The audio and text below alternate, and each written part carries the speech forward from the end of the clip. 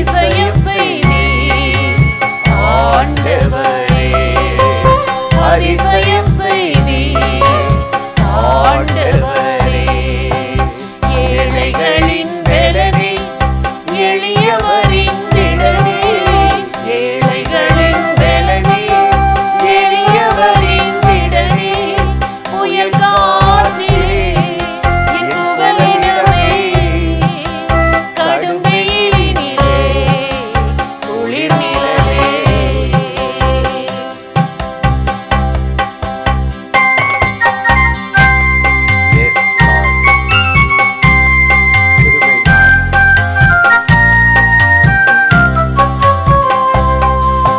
தாயைப் போல தேற்றுவரே, ஆற்றுவரே, தாயைப் போல தேற்றுவரே, ஆற்றுவரே, தடுமாறும் போது தாங்கி அணைத்து, தடுமாறும் போது தாங்கி அணைத்து, தயவோடு நடத்துகிறே.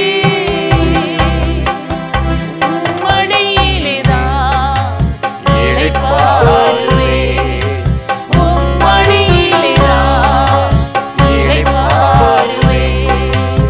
ஏழைகளின் பலனே, எளியவரின் திடனே, ஏழைகளின் பலனே, எளியவரின் திடனே, புயல் காற்றிலே என் புகலிடமே, புயல் காற்றிலே என் புகலிடமே, கடும் வெயிலினிலே குளிர் நிழலே, கடும் வெயிலினிலே குளிர் நிழலே. பிரியமானவர்களே, ஆண்டவராகிய இயேசு கிறிஸ்துவின் நாமத்தில் இந்த காலை நேரத்தில் இயேசுவை தினம் பார்ப்போம் என்ற இந்த நிகழ்ச்சி மூலமாக உங்களை சந்திப்பதில் மிகுந்த மகிழ்ச்சி அடைகிறேன். சங்கீதம் 103:9 நாம் வாசிக்கிறோம், அவர் எப்பொழுதும் கடிந்து கொள்ளார், என்றென்றைக்கும் கோபம் கொண்டிரார் என்று இந்த சங்கீதக்காரன் எழுதுகிற ஒரு நல்ல வார்த்தையை நாம் வாசிக்கிறோம்.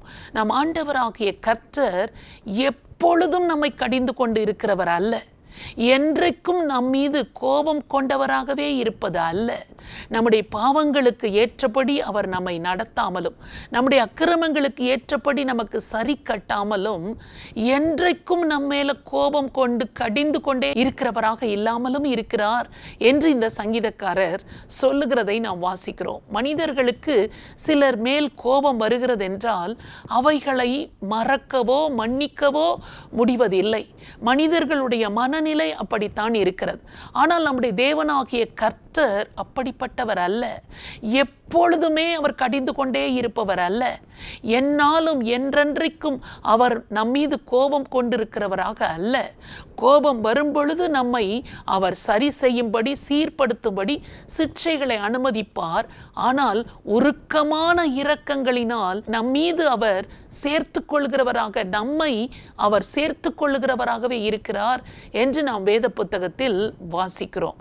நம்முடைய ஆண்டவர் நம்மை சீர்படுத்துவதற்காக சில நேரத்தில் நம்மை கோபப்படுத்துகிற காரியங்களை நாம் செய்கிற போது சிக்ஷைகளை அனுமதித்தாலும் ஆண்டவர் நம்ம என்றென்றைக்கும் கைவிடுவதில்லை, என்றென்றைக்கும் நம் மீது கோபம் கொண்டவராக இருப்பதில்லை. நினிவே பட்டணத்தில் பாருங்கள், கோபமூட்டும் காரியத்தை ஜனங்கள் செய்தார்கள். அவர்களுடைய அக்கிரமம் பெரியது, தேவ சமூகத்தை வந்து அந்த அக்கிரமம் எட்டியது என்று சொல்லிதான் யோனாவை அந்த பட்டணத்தில் போய், இந்த நினிவேயை நான் அழிக்கப் போகிறேன், இன்னும் 40 நாளில் நினிவே கவிழ்க்கப்படும் என்ற ஒரு கடும் கோபமான தீர்ப்பை ஆண்டவர் சொல்லும்படியாக அனுப்பினார்.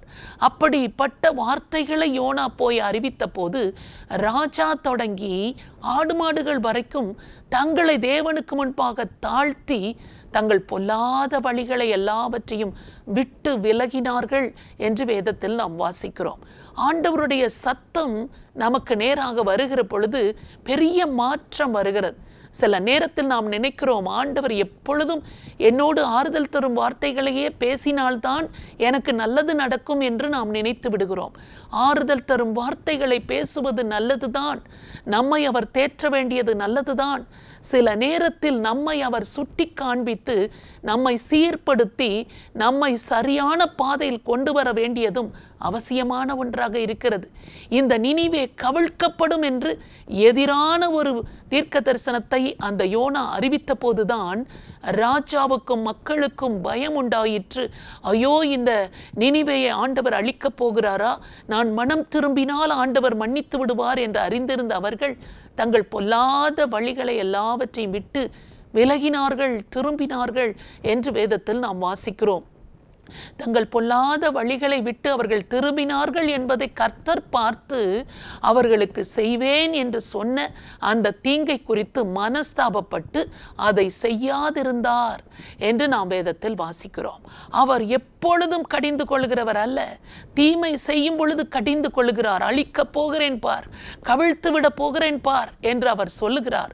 ஒரு எச்சரிக்கை வார்த்தையை அவர் அறிவிக்கிற பொழுது நம்மை தாழ்த்தி நம்மில் உணர்வடைந்து, ஆண்டவரே நீர் கோபம் கொண்டாலும் எனக்கு இறங்கும் என்று சொல்லி நாம் ஆண்டவரை நோக்கி கெஞ்சி ஜெபம் பண்ணுகிற போது, தாழ்த்தி நாம் நடந்து கொண்டு போகிற பொல்லாத வழிகளை அறிந்து அவைகளை விலக்கி விடுகிற பொழுது ஆண்டவர் என்றென்றைக்கும் கோபம் கொண்டிருக்காதபடி அவர் நம்மீது இறங்குகிறவராக, நம்மை சீர்படுத்தி சேர்த்து கொள்ளுகிறவராக, செய்ய நினைத்த தீங்கை குறித்து மனம் மாறுகிறவராக இருக்கிறார்.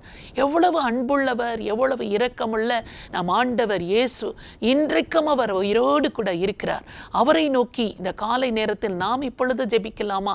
பரிசுத்தமுள்ள நல்ல தகப்பனே, இந்த அருமையான நேரத்திற்காக நாங்கள் உம்மை நன்றியோடு ஸ்தோத்திரம் பண்ணுகிறோம். எப்பொழுதும் அவர் உன்னை கடிந்து கொள்ளார், என்றென்றைக்கும் அவர் கோபம் கொண்டிரார் என்று சொல்லப்பட்டிருக்கிற வார்த்தையின்படியாக என்றென்றைக்குமே எங்கள் மீது கோபம் கொண்டு எங்களை தள்ளிவிடுகிறவர் அல்ல, கைவிடுகிறவர் அல்ல. கோபம் கொண்டு சிட்சித்தாலும் எங்கள் மீது கிருபையாய் இறங்குகிறவராக, மன்னிக்கிறவராக, செய்வேன் என்று சொன்ன தீங்கை குறித்து மனம் மாறி நன்மை செய்கிறவராக நீர் இருக்கிறபடியினால் உமக்கு ஸ்தோத்திரம். நீர் எதிர்பார்க்கிற பரிசுத்தத்திற்கு நேராக, நீர் எதிர்பார்க்கிற பொல்லாத வழிகளை விட்டு நாங்கள் விலகும்படியாக எங்கள் ஒவ்வொருவர் வாழ்க்கைக்கும் நீர் உதவி செய்ய வேண்டும் என்று இந்த காலை நேரத்தில் உம்மை நோக்கி பார்த்து நாங்கள் ஜெபம் பண்ணுகிறோம். அப்படி இந்த வார்த்தைக்கு தங்களை அர்ப்பணித்திருக்கிற ஒவ்வொருவரையும் நீர் அளவில்லாமல் ஆசீர்வதிக்கும்படியாக உம்மை நோக்கி ஜெபிக்கிறோம். ஆண்டவருடைய கோபத்திலிருந்து ஒவ்வொரு குடும்பத்தையும் விலக்கி விடுவிக்கும்படியாக, இரக்கத்துக்கு நேராக ஒவ்வொருவரையும் கொண்டு வந்து ஆசீர்வதிக்கும்படியாக உம்மை நோக்கி நாங்கள் ஜெபிக்கிறோம். இயேசு கிறிஸ்துவின் நாமத்தில் ஜெபிக்கிறோம் நல்ல பிதாவே, ஆமென். இந்த நிகழ்ச்சி உங்களுக்கு மிகுந்த ஆசீர்வாதமாய் இருந்திருக்கும் என்று நிச்சயமாய் நாங்கள் நம்புகிறோம். நீங்கள் பெற்ற நன்மைகளை எங்களோடு கூட பகிர்ந்து கொள்ளுங்கள், மற்றவர்களுக்கும் ஷேர் பண்ணுங்கள். கர்த்தர் உங்களை ஆசீர்வதிப்பாராக. ஆமென்.